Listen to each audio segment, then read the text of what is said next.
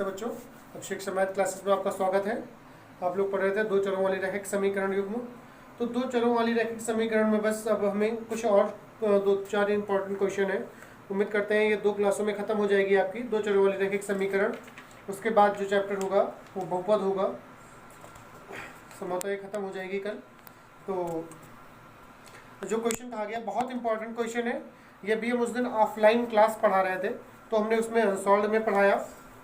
Unsolved चूँकि offline class में unsolved चल रहा है, तो उसमें तो हम पढ़ा दिया है, लेकिन फिर भी बहुत इंपॉर्टेंट क्वेश्चन है, इसलिए हम सोच रहे हैं फिर से एक बार बताएं आप लोगों को। कहा गया एक नाव 10 घंटे में, एक नाव 10 घंटे में धारा के प्रतिकूल, तो जैसा ही क्वेश्चन कहा गया है कि एक नाव 10 घंटे में धारा के प्रतिकूल 30 किलोमीटर, प्रतिकूल मतलब धारा के विपरीत, धारा के प्रतिकूल 30 किलोमीटर तथा धारा के अनुकूल मतलब धारा की दिशा में 44 किलोमीटर जाती है। मतलब ये एक कंडीशन है पूरी कि अगर धारा के विपरीत जाएंगे तो 30 किलोमीटर जाके और 44 किलोमीटर धारा की दिशा में, इतनी पूरी दूरी तय करने में 10 घंटे का समय लगता है। वैसे ही 40 किलोमीटर धारा के विपरीत और 55 किलोमीटर धारा के अनुकूल जाने पर 13 घंटे का समय लगता है। तो कह रहे धारा की चाल तथा नाव की स्थिर जल में चाल का ज्ञात कीजिए। कहा गया एक नाव 10 घंटे में धारा के प्रतिकूल 30 किलोमीटर तथा धारा के अनुकूल 44 किलोमीटर जाती है। तो कह रहे 13 घंटे में वह 40 किलोमीटर धारा के प्रतिकूल एवं 55 किलोमीटर धारा के अनुकूल जाती है। धारा की चाल तथा स्थिर जल में नाव की चाल ज्ञात कीजिए। ये क्वेश्चन कहा गया है, बहुत इंपॉर्टेंट क्वेश्चन है। तो देखिए करेंगे कैसे। सबसे पहले तो हम मान लेते हैं कि माना स्थिर जल में नाव की चाल बराबर x किलोमीटर प्रति घंटा। वैसे माना धारा की चाल बराबर y किलोमीटर प्रति घंटा। क्लियर हुआ। तो धारा की अनुकूल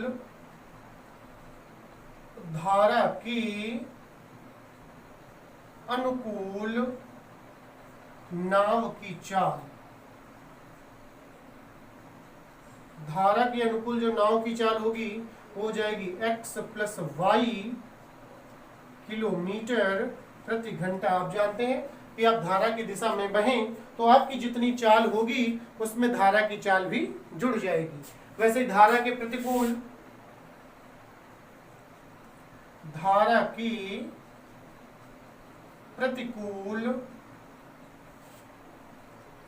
नाव की चाल बराबर x माइनस वाई किलोमीटर प्रति घंटा।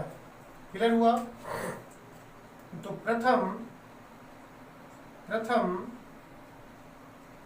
शर्तानुसार पहली कंडीशन जो कही गई उसके हिसाब से देखेंगे। तो कहा गया 30 किलोमीटर धारा के प्रतिकूल, तो हम पहले 30 किलोमीटर धारा के प्रतिकूल जो जा रहे हैं उसमें समय निकाल लेते हैं। तो यहां लिखेंगे धारा की प्रतिकूल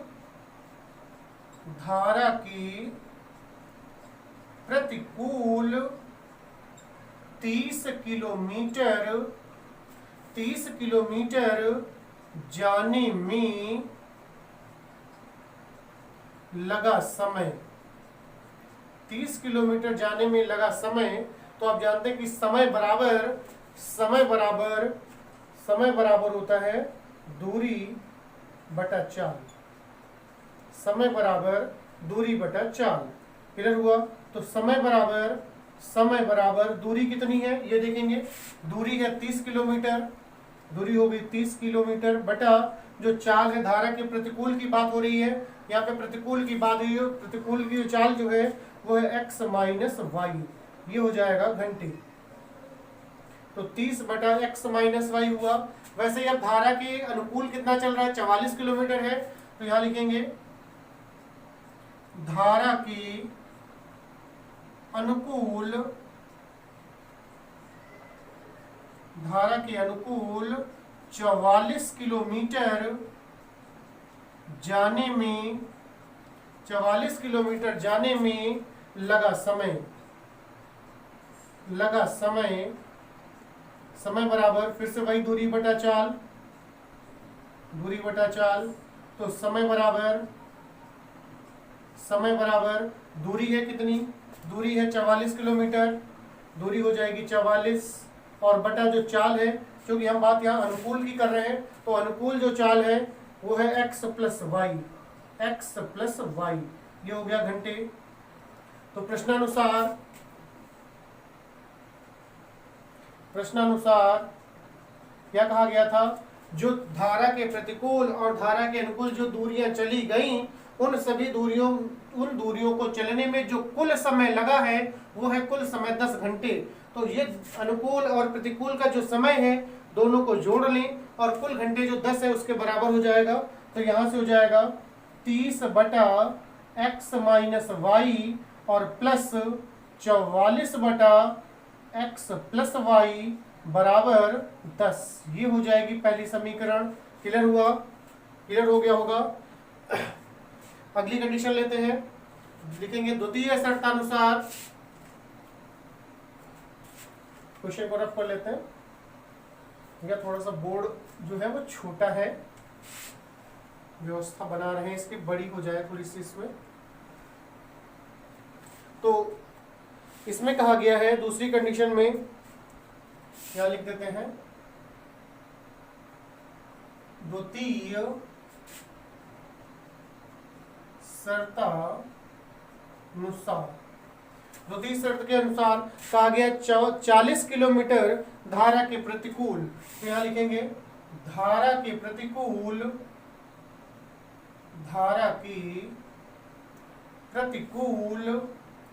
40 किलोमीटर जाने में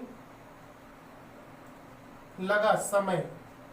तो आप जानते हैं समय बराबर दूरी बटा चाल होता है, समय बराबर दूरी बटा चाल, तो दूरी यहाँ पर है 40 और बटा चाल, प्रतिकूल की बात हो रही है, प्रतिकूल जो चाल है वो x माइनस वाई है, x माइनस वाई घंटे। वैसे ही हो जाएगा। अब धारा के अनुकूल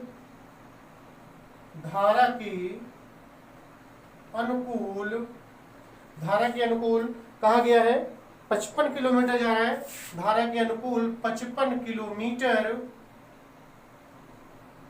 जाने में लगा समय। तो फिर वही होगा समय बराबर दूरी बटा चाल, तो दूरी यहाँ पर देख रहे होंगे 55 है, तो 55 और बटा जो चाल है अनुकूल की वो है x प्लस वाई, तो x प्लस वाई घंटे। क्लियर हुआ, x प्लस वाई घंटे हो जाएगा। और यहाँ पर देखिए कहा गया था कि जो कुल समय लग रहा है, दूसरी कंडीशन की बात कर रहे हैं, जो कुल समय लग रहा है वो है 13 घंटे। तो कुल समय किसका होगा, वही आने और जाने का, वो भी किसमें, धारा के प्रतिकूल और धारा के अनुकूल जो दूरियां चली गई उनका जो कुल समय है वो 13 घंटे है। तो दोनों दूरियों को जोड़ लेंगे, क्या लिखेंगे, पुनः प्रश्नानुसार तो 40 बटा x माइनस वाई और प्लस 55 बटा x प्लस वाई बराबर 13। ये हो जाएगी समीकरण 2 और ये हमारी समीकरण 1 है। तो किसी एक के गुणांक बराबर कर लेते हैं। तो किसी एक के गुणांक बराबर करने का मतलब ये है कि पहली कंडीशन को अगर हम 5 से भाग कर दें और दूसरी को 4 से, लेकिन कोई फर्क नहीं पड़ता उससे, ऐसा करते हैं पहली समीकरण को 3 से गुणा कर लें और दूसरी समीकरण को 4 से गुणा कर दें। इससे फायदा ये होगा ये दोनों पद समान हो जाएंगे। क्लियर हुआ ना। तो यहाँ पे लिखेंगे समीकरण 1 को 4 से तथा समीकरण 2 को 3 से गुणा करके घटाने पर, तो पहली समीकरण को हमें 4 से गुणा करना है, तो ये हो जाएगा 3 चक्कू 12 मतलब 120 बटा x माइनस वाई और प्लस इसको 3 से करें, नहीं 4 से गुणा करें तो 4 चक्कू 16 के 6 हासिल लगा 1, 4 चक्कू 16 1 17 मतलब 176 बटा x प्लस वाई और बराबर 10 को 4 से करेंगे तो जाएगा 40। वैसे ही अब दूसरी कंडीशन जो है इसको मैं 3 से गुणा करना है तो ये हो जाएगा 120 बटा x माइनस वाई और प्लस इसको 3 से करेंगे तो हो जाएगा 3 बचे 15 के 5 हासिल लगा 1, 3 बचे 15 और 1 16 बटा x प्लस वाई बराबर और 13 तिया 39। क्लियर हो गया। दोनों को घटाएंगे, चिन्ह बदल जाएंगे, माइनस माइनस माइनस हो जाएगा, ये पद कट जाएगा। तो यहाँ पर देखिए अंश नहीं सॉरी हर बराबर है दोनों के, तो सिंपली एक प्लस की और माइनस की तो अंश घट जाएंगे। 176 में से 165 भैया घटाओगे तो बचेगा 11, तो हो जाएगा 11 बटा x प्लस वाई और बराबर इधर 40 में से 39 घटाओगे तो 40 में से 39 घटेगा तो बचेगा 1। क्लियर हुआ। तो इन्हें गुणा कर लें तो ये हो जाएगा x प्लस वाई बराबर 11। तो चूंकि पहली और दूसरी समीकरण हो चुकी है इसलिए हम इसे तीसरी समीकरण डाल देते हैं। क्लियर हुआ। तीसरी समीकरण तो यही x प्लस वाई का जो मान है समीकरण 1 में लगा लेते हैं। समीकरण 1 में लगाएं या 2 में लगाएं इससे कोई खास फर्क नहीं पड़ेगा। तो यहाँ पर लिखेंगे समीकरण 2 से समीकरण 1 लिख लेते हैं। समीकरण 1 से क्या लिखेंगे, समीकरण 1 से। तो समीकरण 1 हमारी है उसे नोट कर लेते हैं पहले। 30 बटा एक्स माइनस वाई प्लस 44 बटा एक्स प्लस वाई और बराबर कहा गया है 10। तो ये हो जाएगा 30 बटा एक्स माइनस वाई और प्लस 44 बटा एक्स प्लस वाई का जो मान है वो है 11 और बराबर 10। तो 30 बटा एक्स माइनस वाई बराबर और ये हो जाएगा 11 चको 44 कटेगा प्लस 4 होगा और बराबर 10 हो जाएगा। तो 30 बटा एक्स माइनस वाई बराबर तो 10 माइनस 4 हो जाएगा। क्लियर हुआ। 10 माइनस 4 आगे ये घट जाएगा तो हो जाएगा 30 बटा एक्स माइनस वाई बराबर 6। तो 6 और 6 पंचे 30 कट जाएगा तो यहाँ बचेगा 5 बटा एक्स माइनस वाई बराबर 1। तो तिरे गुणा कर लेंगे, यहाँ पर तिरे गुणा करेंगे, तिरे गुणा करें तो यहाँ से आएगा x माइनस वाई बराबर 5। ये हो जाएगी अब समीकरण 4। तो समीकरण आप देख रहे हैं 4 है और ये समीकरण 5 है। तो सिंपली दोनों को जोड़ लेते हैं। दोनों समीकरणों को जोड़ दें, दोनों समीकरणों को जोड़ देंगे तो y के मान कट जाएंगे। तो यहाँ लिखेंगे इस समीकरण 3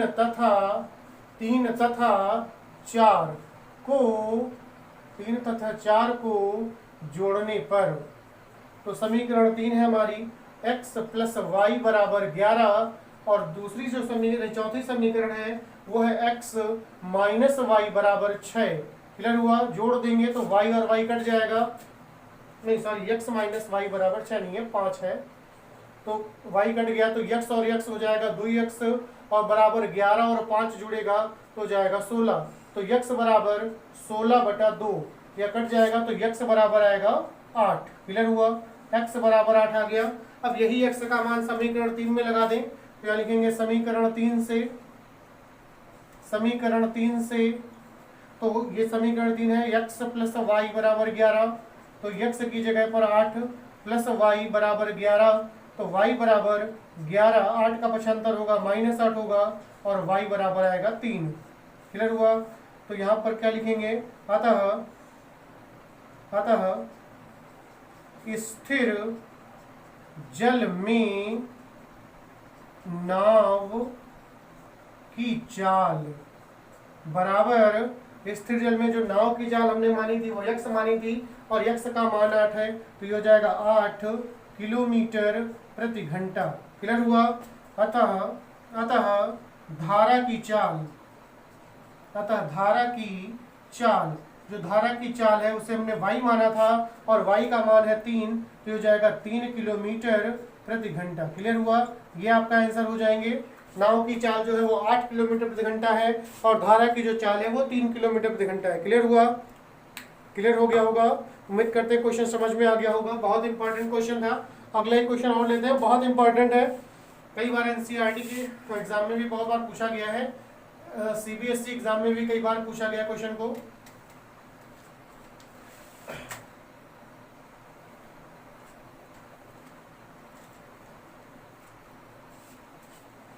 क्वेश्चन कहा गया है एक चक्रीय चतुर्भुज एबीसीडी, कहा गया है एक चक्रीय चतुर्भुज के मान ज्ञात कीजिए।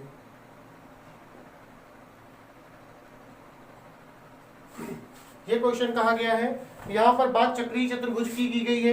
क्वेश्चन कहा गया है, एक बार फिर से पढ़ते हैं कि एक चक्रीय चतुर्भुज एबीसीडी है जिसके कोण ए, जिसका कोण जो ए है वो 6x + 10 है, कोण बी है वो 5x है, कोण सी जो है वो x + y है तथा कोण डी जो है वो 3y - 10 है। तो कह रहे x और y के मान ज्ञात कीजिए और उसके बाद चारों कोणों को भी ज्ञात कीजिए, इस तरीके से कहा गया है। तो सबसे पहला जो पॉइंट यहाँ पर देख रहे हैं हल करने में, जो सबसे पहला मुख्य इसका पॉइंट है, यहाँ पर कहा गया है कि एक चक्रीय चतुर्भुज एबीसीडी, जो एबीसीडी चतुर्भुज है वो एक चक्रीय चतुर्भुज है। और चक्रीय चतुर्भुज आप जानते हैं, चक्रीय चतुर्भुज की कंडीशन होती है कि चक्रीय चतुर्भुज के सम्मुख जो कोण होते हैं, जो सम्मुख कोण होते हैं एबीसीडी, उनका योगफल 180 अंश होता है। मतलब कोण ए प्लस कोण सी बराबर 180 अंश, और वैसे ही कोण बी और जो कोण डी है, कोण बी प्लस कोण डी बराबर 180 अंश। क्लियर हुआ? चक्रीय चतुर्भुज के सम्मुख कोणों का योगफल 180 अंश होता है। पॉइंट याद रहेगा, चक्रीय चतुर्भुज के सम्मुख कोणों का योग, चक्रीय चतुर्भुज के सम्मुख कोणों का योग 180 अंश होता है, अर्थात 2 समकोण होता है। क्लियर हुआ? ये पॉइंट याद रखना है, बहुत इंपॉर्टेंट है। तो यहां पर लिखेंगे चूंकि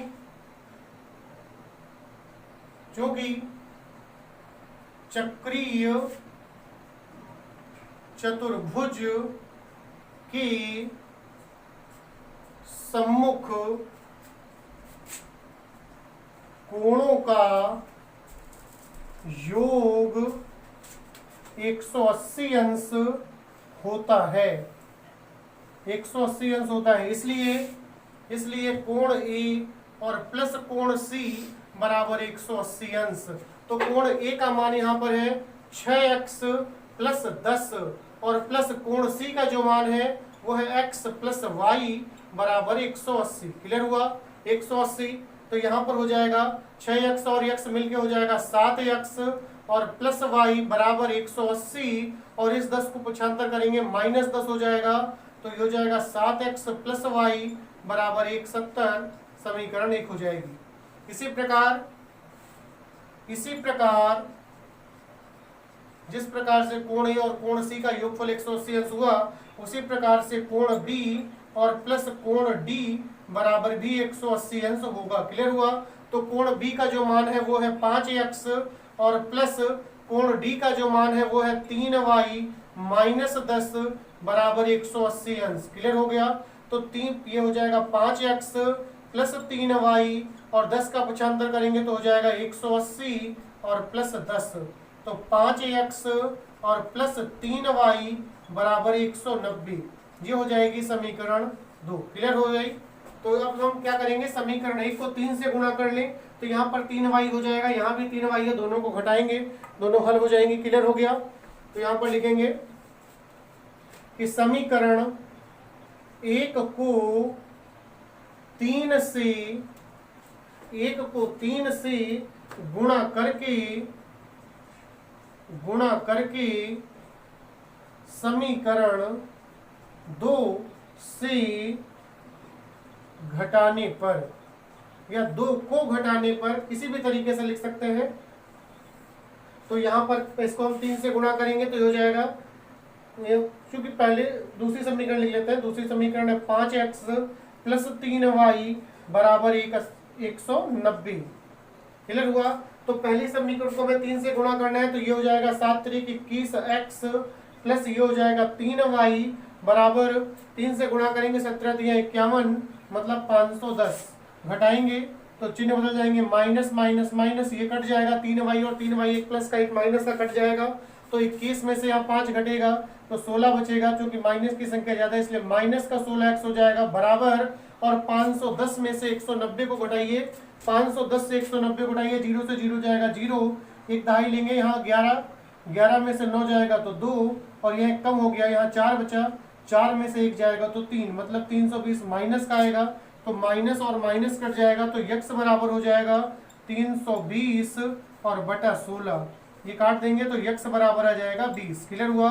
ये x का मान आ चुका है, x बराबर 20। अब यही x का मान, यही जो x का मान है, ये समीकरण 1 में लगाएंगे।